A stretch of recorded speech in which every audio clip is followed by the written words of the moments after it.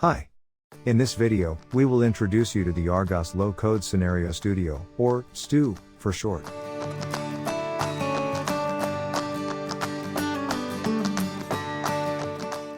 This is the main screen of STU. As you can see, there are several sections, and they all have some useful features for you to develop your automation scenarios. Let's go through them one by one. First, let's talk about main menu at the top. Tabs include File, Run, Settings, and Help.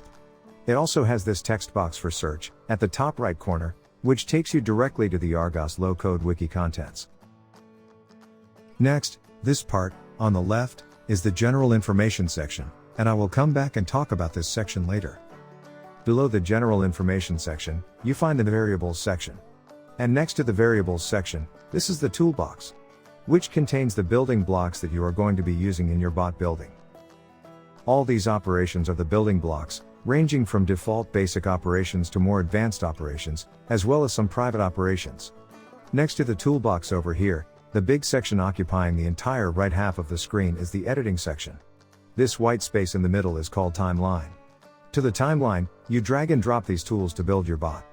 As the name suggests, the operations will be executed one by one from the top to the bottom in a sequential fashion. Next, this grayish section right next to it is the movement section, where you see arrows for loops, jumps, and conditional branching. Then, you have this darker gray section, which is the parameter section starting at the top. This is the screenshot section. Some of the operations use screen image to navigate. In those cases, screenshot is going to be displayed here. The bottom half of this section holds the parameters. This is the parameter section. As all the operations will be requiring parameters, such as input and output, you will use this section to set them, and they're going to be displayed here. Now let's come back and talk about the General Information section. Firstly, you give your automation scenario a name. Then it is always a good idea to give a short description. Now, this part right here is important. The default is 2 minutes, which means your bot will stop after 2 minutes. Depending how long your bot is going to take to complete the automated process, you need to set the timeout accordingly. 3,600 seconds means 1 hour. You may require 10 hours or just 15 seconds.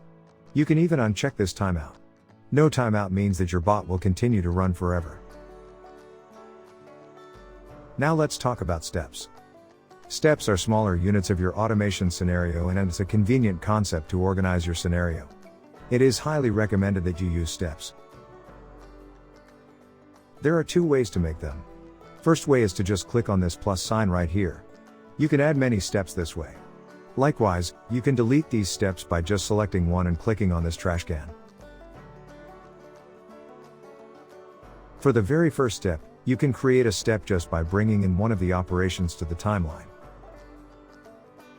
Again, once the step has been created, it is always a good idea to give them name and description, so that whoever manages and maintains the bot can understand the process easily.